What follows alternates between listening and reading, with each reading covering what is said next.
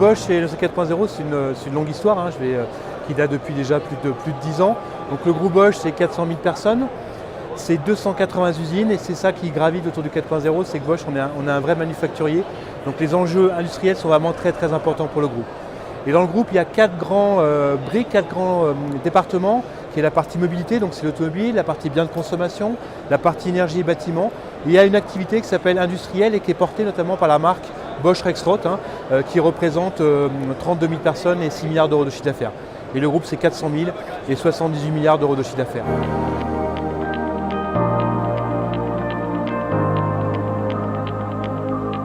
La vision, elle est relativement simple. La vision, c'est rester en vie. Ça peut te paraître un peu surprenant, mais rester en vie dans le sens où il y a eu bien des révolutions qui se sont passées, il y a la mondialisation. Et l'important dans les 280 usines, c'est être productif par rapport à l'ensemble de ces enjeux-là. Et clairement, pour Bosch, le levier de toutes les briques technologiques que 4.0 a apportées pouvait répondre à ces challenges. Donc, par exemple, gain de productivité, flexibilité d'outils de production. Et bien sûr, tout ça avec l'homme au centre qui va accompagner cette transformation digitale.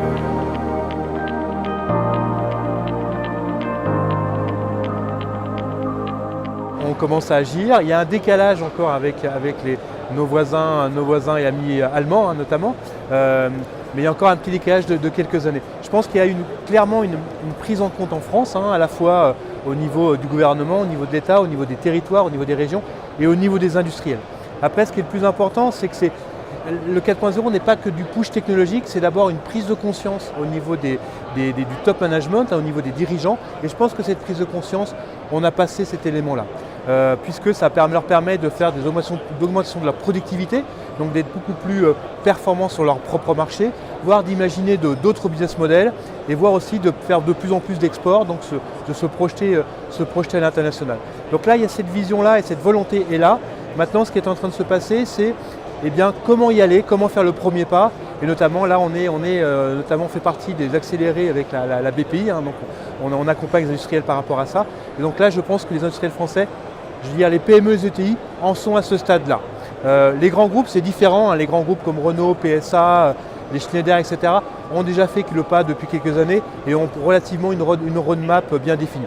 Mais les ETI et les PME ont vraiment cette volonté, donc je pense que c'est le principal, et commencent à y aller, technologie par technologie, à déployer le 4.0.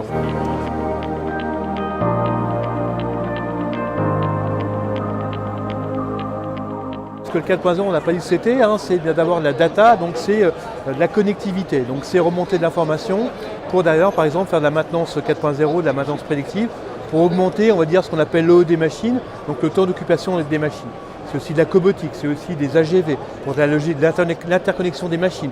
Donc il y a plein de choses qui existent déjà.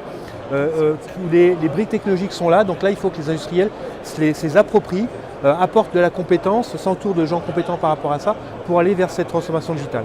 Après, les prochaines révolutions, ça va être la 5G, clairement. Puisque la 5G va permettre d'hyperconnecter l'ensemble des usines, l'ensemble des machines entre elles, et notamment répondre à des besoins de pouvoir reconfigurer son atelier de façon très très facile. L'autre élément, on en parle beaucoup, c'est aussi l'IA, l'intelligence artificielle qui va révolutionner beaucoup de choses. Et aussi tout ce qu'on appelle au niveau de Bosch, vous le voyez derrière moi, c'est tout ce qui est aussi sol intelligent, sur laquelle on va pouvoir passer de la donnée, on va pouvoir passer aussi de la puissance, et tout ça va révolutionner un peu les ateliers, donc le futur par rapport au manufacturing.